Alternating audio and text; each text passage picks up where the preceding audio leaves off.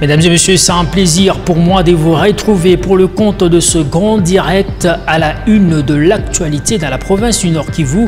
La conseillère spéciale du chef de l'État en matière du genre, violence sexuelle et jeunesse, Chantal Yelou Molop, a échangé mercredi avec le vice-gouverneur, le commissaire divisionnaire Romy Ekouka. Leurs échanges ont tourné autour de la situation des femmes déplacées de guerre internées dans différents camps autour de la ville de Goma. Et puis, durant 5 jours, tous les enfants de la commune de Dilala, de 6 à 59 mois, vont bénéficier de la vaccination gratuite contre la rougeole. La cérémonie de cette campagne a été lancée ce jeudi au marché Kasséa dans la cellule Ewabora par la première citoyenne de la commune de Dilala, Françoise Mangweji. Et puis les exploitants miniers et artisanaux de Mutoshi ont été réunis ce jeudi sur le site pour une sensibilisation au respect des normes pendant la période pluvieuse qui s'annonce et à la discipline dans la carrière. Il était aussi question d'annoncer la suspension de la mesure visant à déguerpir ces artisanaux du site de Mutoshi, ce grâce à l'implication du chef de l'État Félix Tshisekedi et de la gouverneure intérimaire du Lualaba, Fifi Masuka Saini, à suivre au cours de ce journal. Voilà tout pour le titre.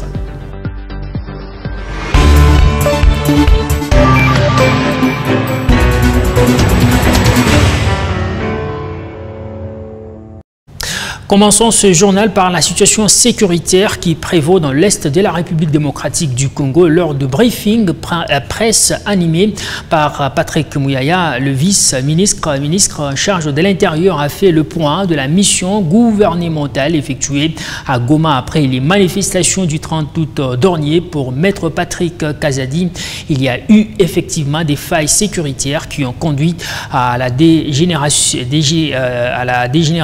des manifestations. Pour le patron de l'Intérieur, il s'agit là d'une bavure militaire qui a été à la base de la mort de plusieurs Congolais dans la ville de Goma. Vous voyez, aujourd'hui, il y a, par principe, le gouvernement a condamné, condamne et condamnera ce qui s'est passé. Et nous avons été dépêchés justement pour comprendre et faire rapport. Dans notre compréhension des choses, il y a des défaillances du côté de l'armée, puisqu'il y a eu des morts par balle, mais il y a également une tentative de récupération. Des récupérations pour charger les gouvernements, notamment sur les chiffres. C'est une préparation même de la contestation de toutes les décisions que pourrait prendre la justice. On joue sur les chiffres, tout ça. Ceux qui sont morts sont des compatriotes. Le gouvernement n'a aucun intérêt à cacher quoi que ce soit. Nous venons de là. Il y a des personnes jusqu'au jour d'aujourd'hui dont les familles ne sont pas connues. En tant que gouvernement, nous devons connaître, ils viennent d'où, ils sont de quelle famille. Ce sont des questions importantes que nous devons intégrer dans notre analyse en tant que peuple, en tant que nation. D'autant plus que dans cette partie de la République, nous faisons face à une agression rwandaise. Nul n'ignore aujourd'hui que le Rwanda a infiltré notre société et continue à infiltrer. Donc nous devons être vigilants sur tout ce qui arrive, surtout dans cette partie de la République et même dans d'autres territoires, pour analyser avec beaucoup de froideur certains faits qui se présentent devant nous. Dans un autre registre, à l'issue d'un sommet à Nairobi, les 7 pays de l'EAC ont annoncé la prolongation du mandat des 7 forces régionales jusqu'au 8 décembre prochain en République démocratique du Congo. Cette prorogation du mandat de la force de l'EAC, sujet commenté par le ministre de la Communication et Médias mercredi soir lors du briefing presse. Pour le porte-parole du gouvernement, comme le pourparler sont en cours sur la précision de certains articles, il était important pour cette communauté des prorogés pour éviter que ces militaires restent en République démocratique du Congo sans mandat. Il y avait hier au Kenya, ou ces 2 derniers jours au Kenya, un sommet sur les climats. C'était le premier d'ailleurs sommet consacré à la question du climat qui réunissait les chefs d'État africains et la République démocratique du Congo y a pris part notamment avec le Premier ministre Sama Lukonde. Et il y a eu, comme l'occasion faisant les larrons, il y a eu l'initiative qui a été prise, je pense, par le président burundais qui dirige la communauté de l'Afrique de l'Est pour le moment, pour qu'il y ait cette forme de discussion de haut niveau sur la situation dans l'Est de la RDC. Il y avait justement la question pendante du renouvellement du mandat qui expirait le 8. Elle est pendante parce que nous avons des discussions qui n'ont pas encore été conclues avec l'EAC, notamment sur certaines dispositions du SOFA. Il y a un article du SOFA qui ne précise pas les modalités de retrait, de la force régionale, mais aussi sa durée sur laquelle le gouvernement est encore en train de travailler avec l'EAC. Donc il y a une réunion, un conseil de ministres qui était prévu pour entériner ces dispositions avant de pouvoir disposer. Mais parce que la réunion n'a pas encore eu lieu et que la réunion devrait normalement avoir lieu d'ici la fin du mois, on ne pouvait pas laisser les troupes de ces pays être en République démocratique du Congo sans mandat. Et donc il y avait un besoin de couvrir, mais je pense que les discussions qui se feront en fin de mois pourront nous fixer de manière claire sur les sujets. Peut-être que nous pourrons revenir là-dessus avec le vice-premier ministre, ministre des Affaires étrangères, qui a accompagné le Premier ministre dans ces réunions où il a représenté le président de la République. Et puis cette prorogation du mandat de l'État de la force régionale plutôt suscite plusieurs réactions dans les chefs des Congolais, dont je vous propose de suivre dans ce long format réalisé pour vous.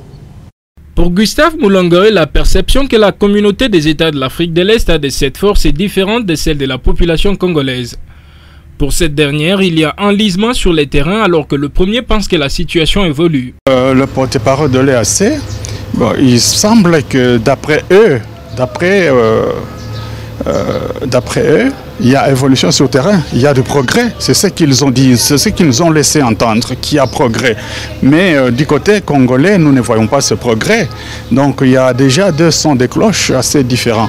Donc la situation pour nous, observateurs et en tant que Congolais, nous trouvons qu'il n'y a pas assez de progrès. Puisque les avis de ces deux parties divergent sur l'efficacité de ces forces, il faut penser à trouver la solution contre l'insécurité qui perdure dans cette partie du pays dont quelques territoires sont sous le contrôle du M23 et d'autres groupes armés actifs depuis plusieurs décennies. Ainsi, Aigle-Henri Bompongodo, membre de la majorité au pouvoir, suggère que les recommandations prises lors de l'évaluation du mandat écoulé puissent être considérées.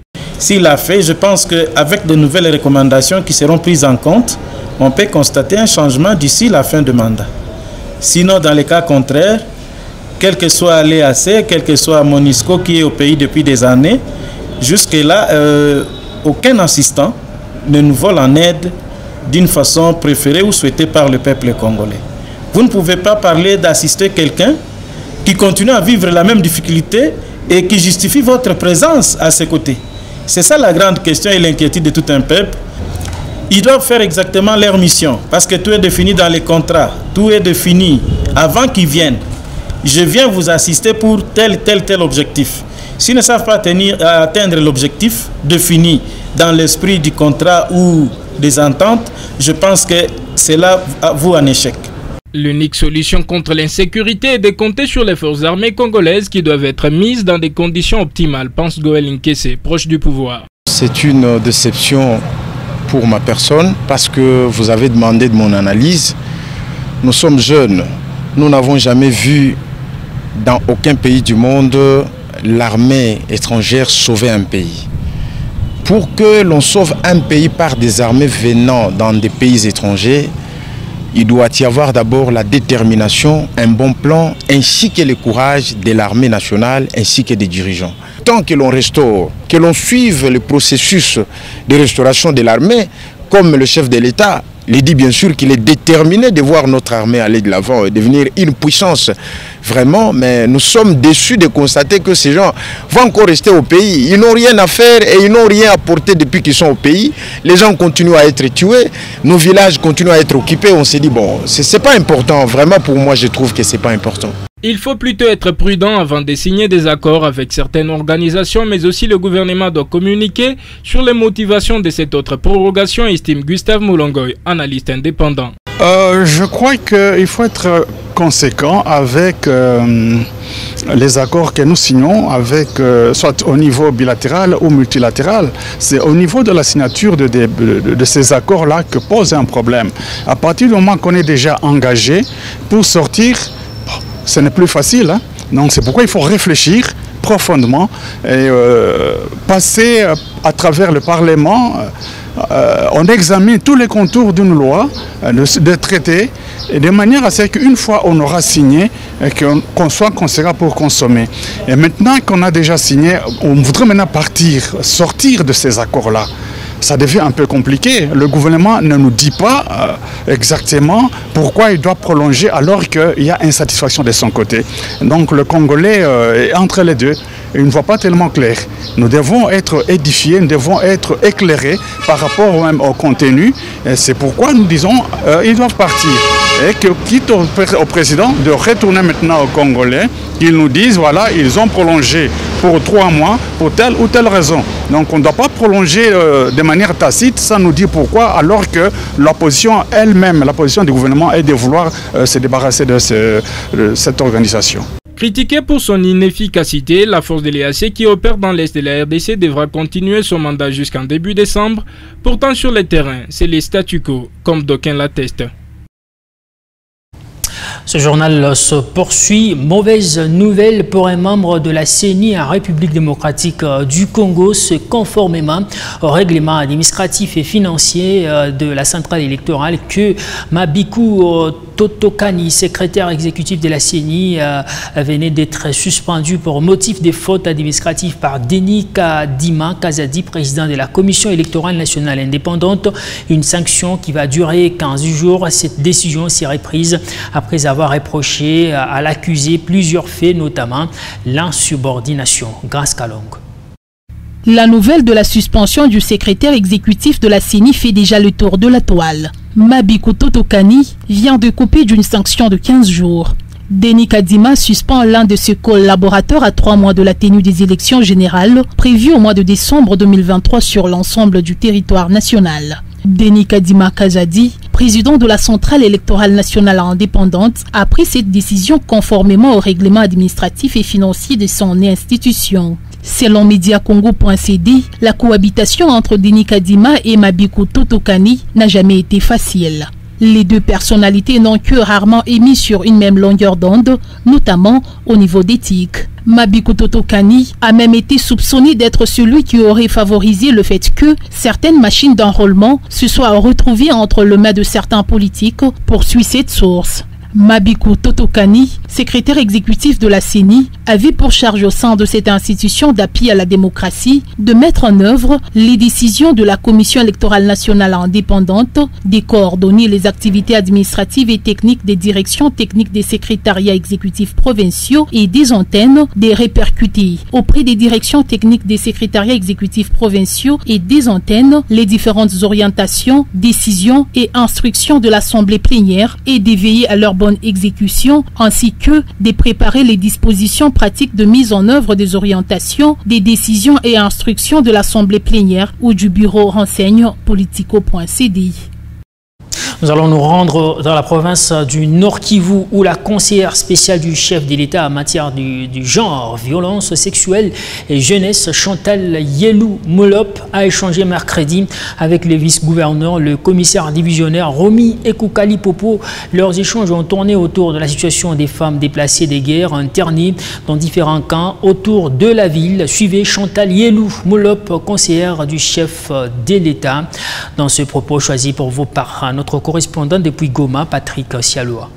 Visite parce qu'on vient pour parler un peu de l'intrusion financière des femmes qui sont dans les camps de réfugiés, les camps de déplacés, et aussi des femmes qui sont les épouses de nos soldats, pour voir comment est-ce qu'on peut les aider financièrement. Et là, on travaille en collaboration avec la Fondation de la Première Dame, mais on est venu parce qu'on va travailler aussi avec la MUFA. Mais il y a plusieurs problèmes aussi qui se passent dans les camps. On a pu parler de la commission qui a été mise en place pour tout ce qui est violence faite à la femme ici là, au gouvernorat, et on voudrait savoir quelles sont les solutions qui ont été trouvées, mais aussi pour que la présidence soit aussi impliquée dans cette commission. Et cela nous a aussi permis de pouvoir parler de certains problèmes qu'il y a dans les camps de déplacés, comme il y a des endroits dans les camps de déplacés où on est allé qui servent de décharge des immondices, et qu'il faudra trouver des solutions, parce que déjà les personnes vivent dans des situations précaires, et non seulement ils vivent dans des situations précaires, ils se retrouvent aussi dans dans des situations où il y a ce que je peux appeler des microbes. Ils peuvent y avoir des infections facilement. Et là, il faudra absolument trouver des solutions là-dessus. Mais en bref, c'est vraiment de ça qu'on a parlé, mais sans oublier aussi qu'il y a eu aussi la visite de Madame Benita Diop dans tout ce qui est paix et sécurité pour les femmes. On a rencontré les femmes partout où on est allé. Les femmes ne demandent qu'une seule chose, qu'il n'y ait plus la guerre, qu'elles soient en sécurité, qu'il y ait la paix. Actualité dans la province du Lualaba présentement.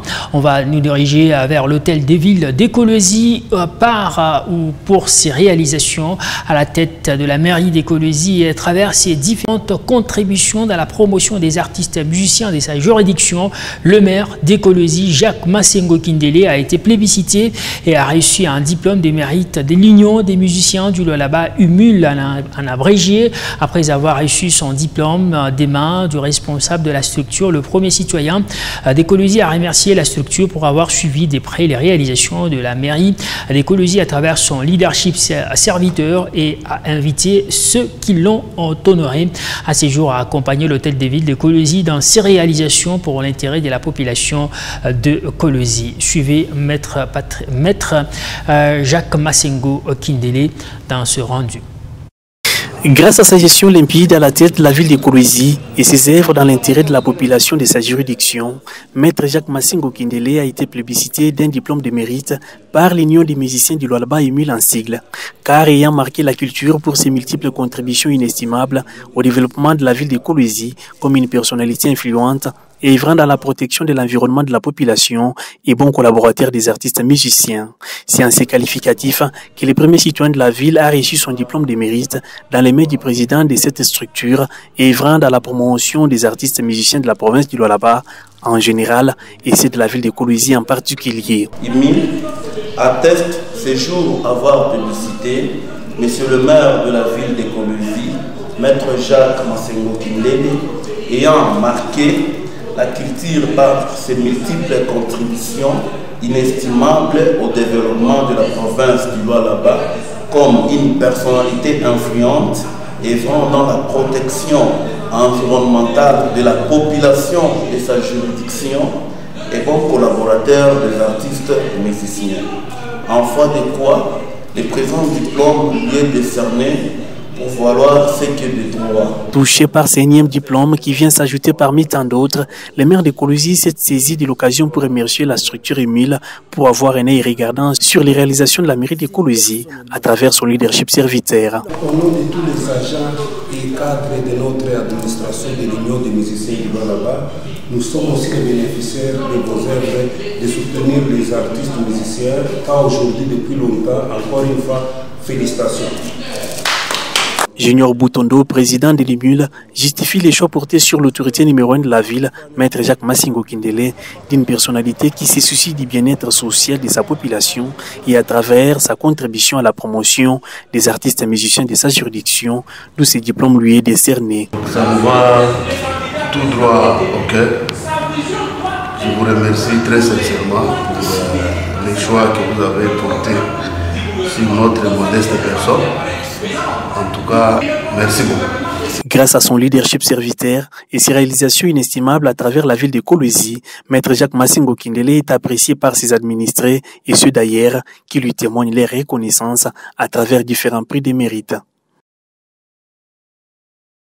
Parlons santé à présent dans ce journal. Durant 5 jours, tous les enfants de la commune de Dilala de 6 à 59 mois vont bénéficier de la vaccination gratuite contre la rougeole.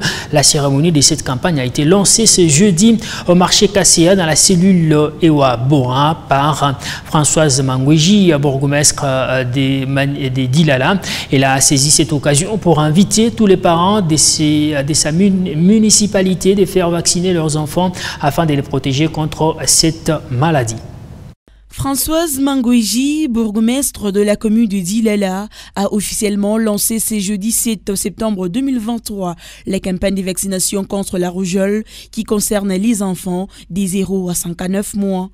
La cérémonie a eu lieu dans la cellule Ewabora au marché Kasséa en présence des partenaires techniques et financiers, des chefs des quartiers et quelques cadres de base.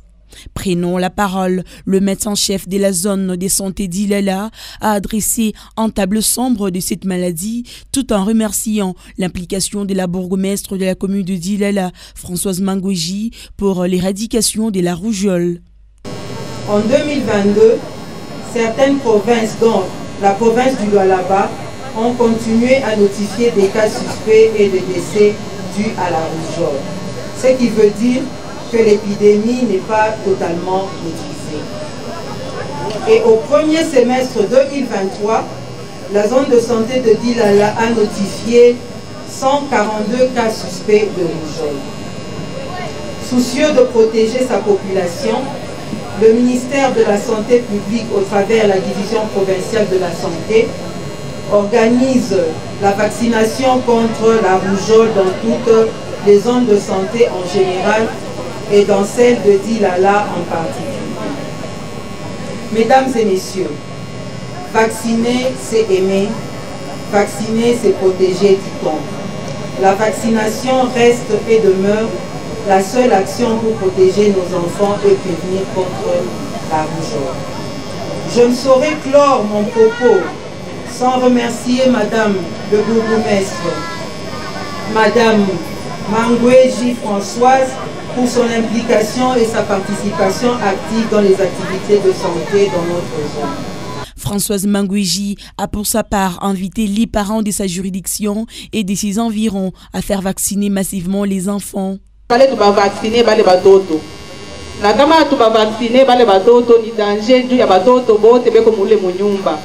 Faisons vacciner nos enfants pour leur propre sécurité et leur santé. Certains parents refusent qu'on vaccine leurs enfants. Ne faites pas ça. Le vaccin est gratuit. Faisons vacciner nos enfants.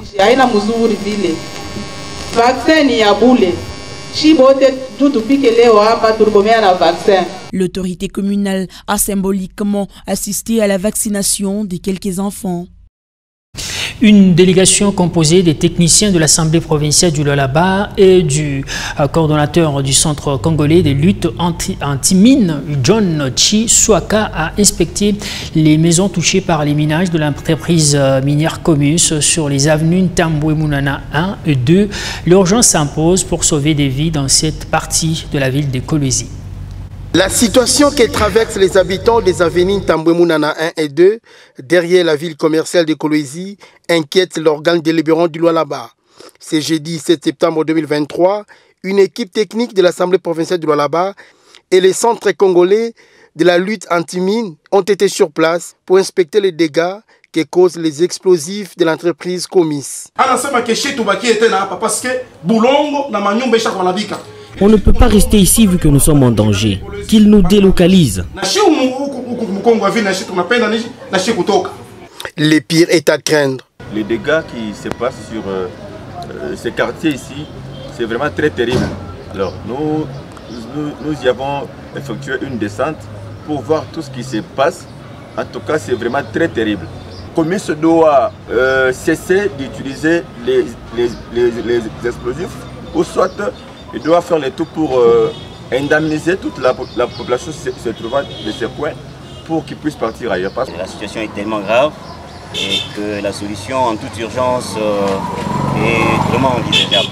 Après avoir visité toutes ces maisons, le coordonnateur du Centre congolais de la lutte anti-mine, John Tshiswaka, a échangé avec l'honorable Jean-Marie Kassé à ce sujet.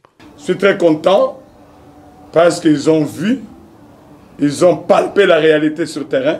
C'est leur mission de suivre là où les choses ne marchent pas dans les mines, surtout à ce qui concerne les explosifs. L'Assemblée ne peut jamais percevoir l'argent des entreprises. Jamais, en aucun jour. Parce que nous sommes là pour le peuple et que nous sommes payés régulièrement ici, on n'a pas de dette. Le prix du terrain est connu. Nous sommes partis de 5 000 à 14 000. Si on avait des intérêts, on pouvait laisser la population dans les 5 000. Nous sommes allés à 14 000. Prenez 9 000, fois autant de délocaliser. C'est combien d'argent? Nous, on n'a pas le temps de voler ou de chercher à gagner sur le dos de la population. Non. L'organe délibérant du Lualaba dirigé par l'honorable Louis Kamonitoumou Mataïla, cherche toujours l'intérêt général de la population de la province du Lualaba. En bref, en images nommées depuis le 18 juillet sur ordonnance présidentielle et notifiée le 28 août dernier par la gouverneure intérimaire, la nouvelle autorité du secteur Loulou dans le territoire des Muchacha a été installée ce jeudi 7 septembre. Kiando Katoke Betty a remercié le chef de l'État, le Premier ministre et la gouverneure du Lualaba, Fifi Masuka, ainsi que toute la population du choix porté sur elle. La cérémonie s'est déroulée en présence de chefs coutumiers, de l'inspecteur provincial territorial du comité local de sécurité ainsi que du personnel du secteur Loulou, un élément bien élaboré dans nos prochaines interventions. Les exploitants miniers artisanaux de Mutoshi ont été réunis ce jeudi sur le site pour une sensibilisation au respect des normes pendant la période pluvieuse qui s'annonce et à la discipline de la carrière. Il était aussi question d'annoncer la suspension de la mesure visant à déguerpir ces artisanaux miniers du site de Mutoshi, ce grâce à l'implication du chef de l'État Félix Antoine Tshisekedi Tshilombo. Le site des Mutoshi regorge plus de 30 000 trésors. Ceux derniers ont été réunis par les responsables des coopératives pour un message important.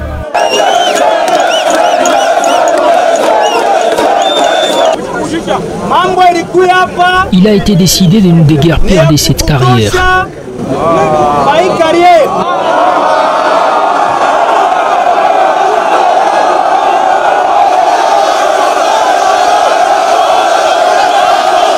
La mesure prise de chasser tous les artisanaux du site de Mutoshi a été annulée grâce à l'implication du chef de l'État Félix Tshisekedi et de la gouverneure intérimaire Fifi Masuka Saini. Grâce à l'implication de Félix Tshisekedi et de Fifi Masuka, la décision a été annulée et par-dessus tout, on doit nous ajouter de l'espace.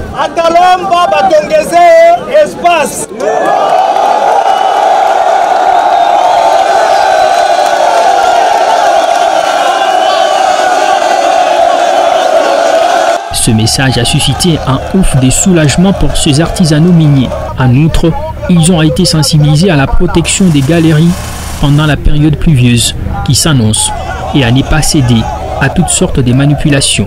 Dans le cadre technique, pour entamer saison de pluie, d'ailleurs, il y a eu signal, il y a présence Yamvula. Nous devons sensibiliser nos exploitants miniers de protéger Manji Mouillé tout d'abord dans le cadre technique. La pluie s'annonce et il était important pour nous de sensibiliser les trésors à la protection de leurs galeries pour éviter des incidents et des accidents. Parce que vous savez, carrière à Mutoshi, il y a 0 km de la ville, il y a Kolwezi. Nous remercions l'implication totale. Il y a gouvernement provincial et gouvernement national. À l'unisson, ces exploitants miniers artisanaux ont lancé un message de soutien à Félix Tshisekedi et à Fifi Masuka pour leur volonté manifeste dans la promotion de la classe moyenne au Lualaba. En bref, décédée le 27 août 2023, la mère de l'époux de la chef de l'exécutif provincial du Lualaba a été conduite à sa dernière demeure lundi 4 septembre. La cérémonie d'hommage à la mémoire de la belle-mère de la gouverneure intérimaire du Lualaba a vécu dans l'espace Balaïs de Lubumbashi, dans la province du Haut-Katanga. Jacques Aboulakatoué, gouverneur du Haut-Katanga, les ministres provinciaux du Lualaba et du Haut-Katanga, les députés provinciaux des deux provinces, les cadres et les militants des formations politiques de l'Union sacrée et plusieurs personnalités de la région ex-Katanga et du pays étaient de la partie. C'est à la nécropole Rivière des Anges de Kassangiri que reposera à jamais la dépouille mortelle des mamans Marthe Mukendi Odia. Les familles Barampara, Mutombo, Pamphile et Fifi Masuka ont sincèrement remercié toutes leurs connaissances et proches qui les ont assistés durant cette épreuve. Et voilà tout pour ce journal. Merci beaucoup, mesdames et messieurs, de votre fidélité. Surtout, merci de votre attention légendaire soutenue à cette édition du journal.